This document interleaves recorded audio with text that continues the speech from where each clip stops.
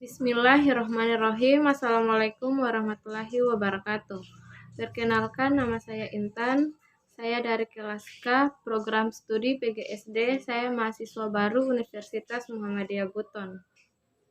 Tujuan pembelajaran mata kuliah konsep dan pembelajaran IPA SD kelas rendah, yaitu untuk membangunkan ingin tahu dan suatu sikap positif terhadap sains, teknologi, dan masyarakat. Selanjutnya, saya akan menjelaskan topik pembelajaran mengenai konsep makhluk hidup, yaitu berdasarkan bijinya, tumbuhan menjadi dua. 1. Tumbuhan berbiji terbuka. Biji dari tumbuhan ini dapat dilihat dari secara langsung. Mengapa? Karena bijinya tidak dilindungi oleh daging buah. Contoh tumbuhan ini adalah melinjo dan pakis. 2. Tumbuhan berbiji tertutup.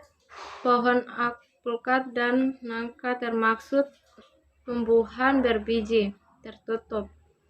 Bijinya tidak dapat dilihat dari luar karena dilindungi oleh daging buah. Berdasarkan buahnya, tumbuhan dibedakan menjadi dua.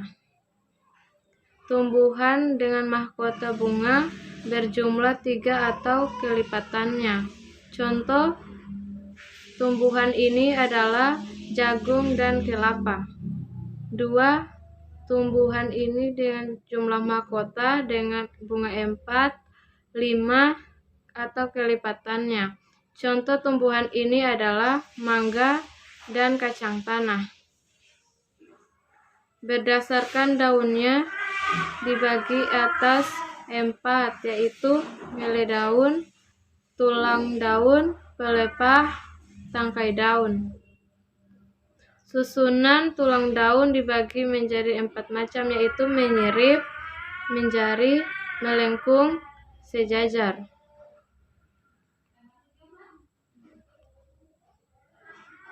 Klasifikasi tumbuhan berdasarkan akarnya. Tumbuhan dikelompokkan menjadi 1. Berakar tunggal. Tumbuhan berakar tunggal memiliki sebuah akar yang besar. Akar besar ini tumbuh memanjang di dalam tanah. Akar tersebut dinamakan akar tunggal.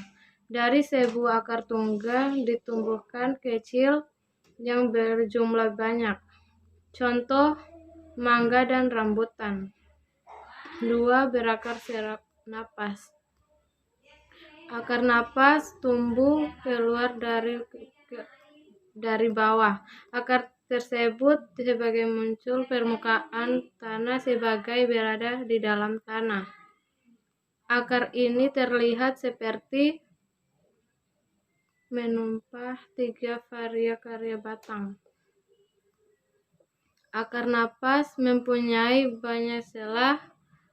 Tempat masuknya udara dari sesuai nama. Akar napas berfungsi untuk bernapas, contohnya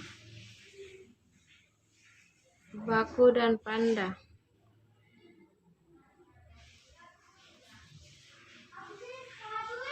Berakar gantung.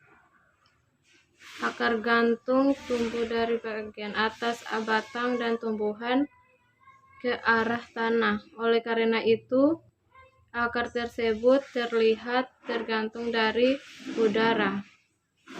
Akar tergantung ini berfungsi menyerap uap air dan gas dari udara. Namun bila mencapai tanah, akar tersebut masuk ke dalam tanah, berfungsi menyerap air, garam-garam mineral, contoh beringin. Berakar serabut.